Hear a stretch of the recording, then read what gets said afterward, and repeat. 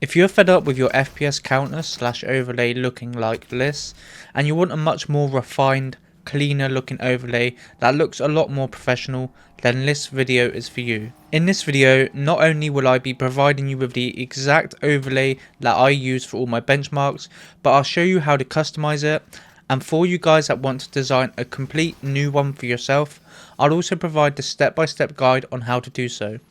So without further ado, let's get on with the video.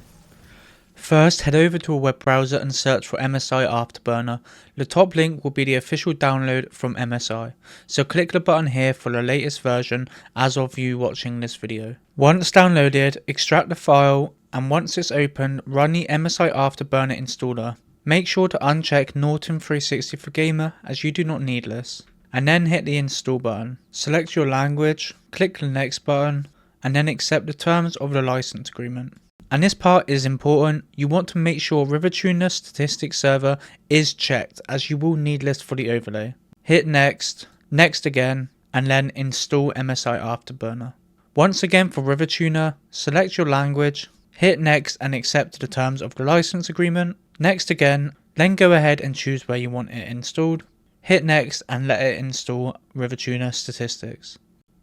You can leave the box checked for Run MSI Afterburner, and now the software will open.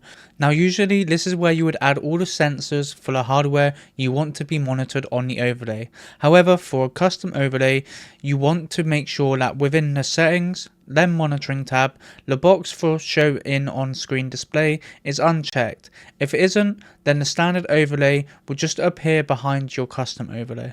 You then want to open RivaTuner from the bottom right of the taskbar, open setup, and on the general tab, scroll down and find enable benchmark mode and make sure this is checked.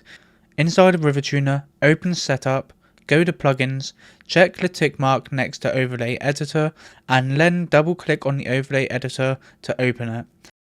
Now on a blank canvas, you can click on new, import, and you can import the OVX file for the actual overlay that I use day to day, for a quick yet effective overlay that's much better than stock. Now that you've successfully installed the overlay that I use, there's a few things you will need to do. The first of which is go into data sources, and as you can see here, all the sensors that I use for my overlay are shown in the data sources. What you actually need to do yourself is hit the add button and select all the sensors for things like your CPU temp, GPU clock, CPU clock, etc. Everything that's included on my overlay except the FPS and the 1% lows, but all the sensors for the CPU and GPU and the RAM need to be added here. Otherwise, RivaTuner will not be able to monitor them in real time. Now the other thing you need to do is go ahead and change the font to the one I use, which is Helvetica. Now you don't have to use this font, but depending on the font you choose, it may adjust or distort the actual overlay, as I made this overlay with Helvetica as the font myself. Now you can use the on-screen display zoom to make the overlay larger or smaller depending on what you want. For the overlay to work, you need to make sure show on-screen display is checked, so the box needs to be on.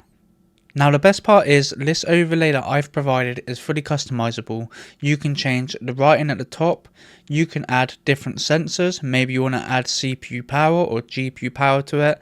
You can even move the kind of transparent backgrounds, you can stretch them further down if there's more information you want added to this overlay. Think of this overlay as a base point, something for you to start off.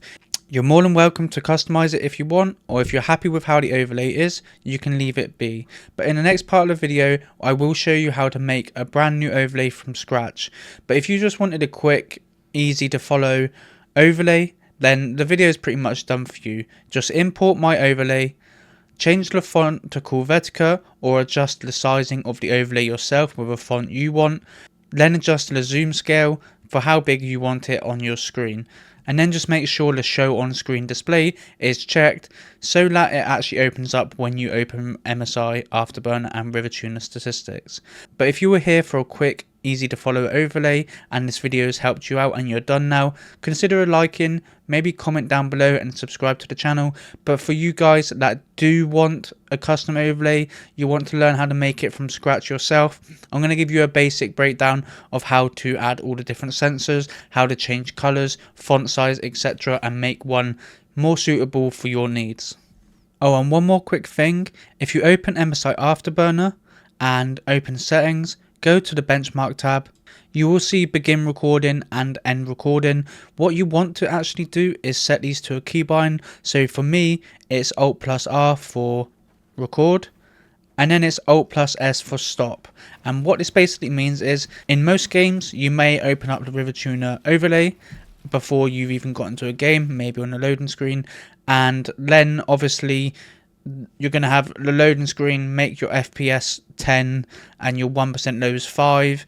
So what you want to do with this is, when you're actually ready to begin benchmarking, let's say that's whether you've jumped out the battle bus in Fortnite and you're ready to begin, you can press Alt plus R to actually start the metrics. And if you press Alt plus S, for example, which is my end recording button, you'll notice that the average FPS and the 1% lows actually disappear until you actually press Alt plus R or whatever to begin recording. So that's a much more accurate and better way to actually benchmark accurately. Anyway, let's show you how to create an overlay from scratch. Alright, so on a blank canvas, you're going to go to layers, then add, and you're basically going to add a text layer. This is the exact same method you would use for adding titles like CPU and GPU, as well as the different sensors like temperatures and usage.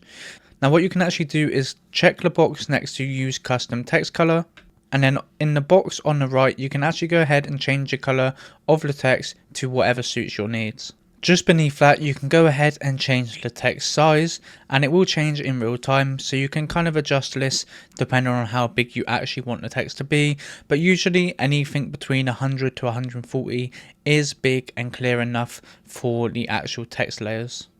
So next we're going to add a background, so go to layers and add again, and now it's going to have another text layer, and we're going to remove the text and click on use custom background color, and we're going to leave it as black, apply and OK. Now what you want to do is stretch this out to whichever size you want the actual background to be. Obviously you can adjust this at any point, so if you end up adding a lot more to the overlay than you expected, you can change it. What you also want to do is, with the background selected, click on layers at the top and select move to bottom. This will put it on the bottom layer underneath the text, like the CPU for example, so that we can see it clearly. Then you can reposition it to wherever you want. We're then going to copy and paste the CPU text. So we've got another one underneath, and we're just going to rename this as GPU. You can always just add another layer, but to keep it the same size and the same color, you can just copy and paste them and then change them at a later time. So we're going to add another section for GPU, but we're also going to add separate text layers for all the individual sensors that we want to add. So for example, we could have a text layer saying temps, clocks, power, anything like that. And you'd want to do this depending on how you want the overlay set up. You want to do this for both your CPU and GPU, and obviously you can add other sections for RAM, and you can name it RAM, and obviously make sure that the data source is checking the RAM usage, so you can put that underneath. So I am speeding this part up of the video. All I'm doing here is renaming all the subtitles to the different sensors that I'm trying to put on the overlay. So temp, clock and power, and we will do the same thing for the GPU as well. Alright, so for the next part we're adding another text layer, and we're removing the actual text inside of the box, and then we're hitting the little plus icon on the right hand side. And as you can see here, it opens up where the data sources would be, and you can see that we haven't got any of the sensors set up within RivaTuner. So what we now need to do is actually come out of here and click on data sources at the top, and then select edit.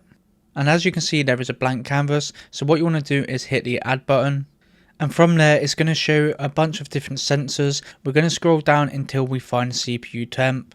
Once we found it, we're going to highlight the checkbox, or the tick, sorry, on the left hand side, and then press OK. And then in the data sources where it says frame rate, you're now going to see the CPU temperature.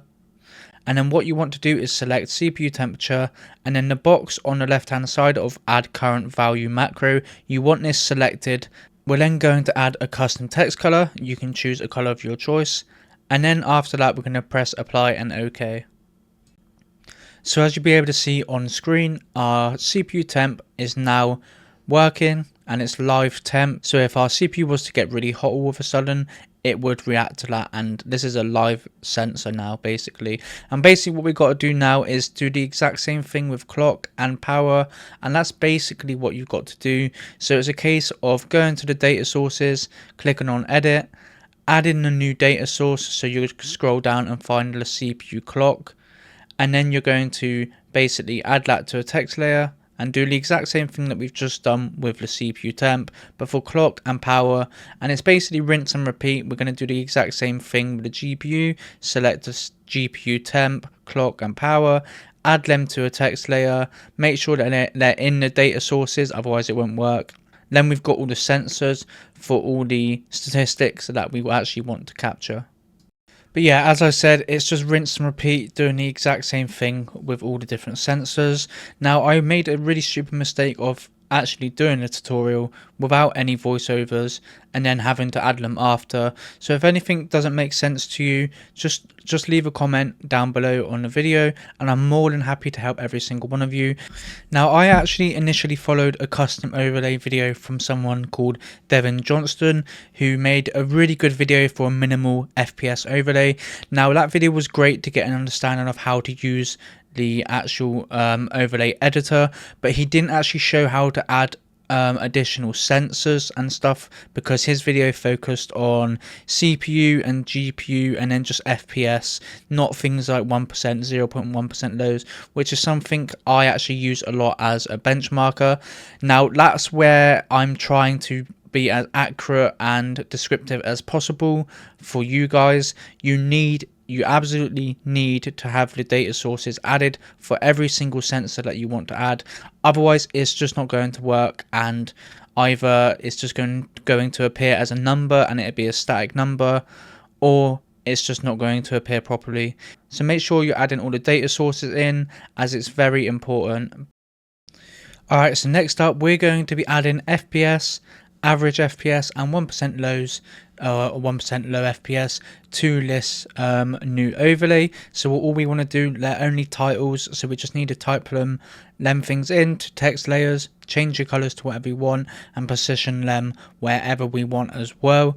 And then obviously, like I said, you're going to need to add the data sources for these things, which are already included with the data source, so we don't need to go and find them again.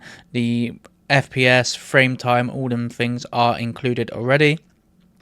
So that's exactly what we're going to do, and I just tend to copy and paste them so they're the exact same color. I copied the FPS one, put it into the average, and then all we're going to do from there is double click on it, and we're going to change the sensor. So we're going to remove the text, the plus sign, remove it, change it to average FPS, and then we're obviously going to click the box for add current value macro, apply and OK, and the exact same thing with the 1% FPS as well. And you can go ahead and change your colors however you want, like I said before, and that's exactly what we're doing in this segment of the video.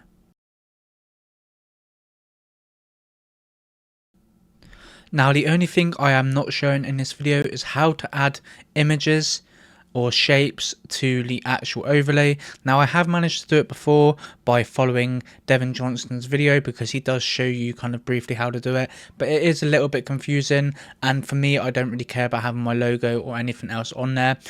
All that's important to me with an FPS overlay is that it's laid out exactly how I want it, and it's got all the metrics that I need for my FPS testing or whatever I'm trying to achieve. So by all means, definitely go watch that video, because if you want a minimalistic overlay that looks really clean, similar to how Clean Meter looks, if you guys know what that is, that's a really good minimal overlay tool, but sometimes it just doesn't work because of the WinRing Zero driver issues. But yeah, follow his video if you want something minimalistic, or if you want to learn how to add images to the overlay as well. But that's pretty much going to be it today, guys. I hope this has helped you all out. By all means, reach out to me if you have any issues on any of these steps, and I will help you straight away and get your FPS overlay sorted. And other than that, there will be a Google Drive link to the overlay that I'm using in my videos. Just a reminder, I'm using the Helvetica font regular, and that's what's perfect sizing for my overlay. And you may have to adjust it depending on if you have a 4K monitor or 1080p, because I use 1440p, so you're going to use the zoom scale to adjust it exactly how you want. But this video should be able to give you a guide on how to make your own basic FPS overlay. Anyway, I'll catch you guys in the next video.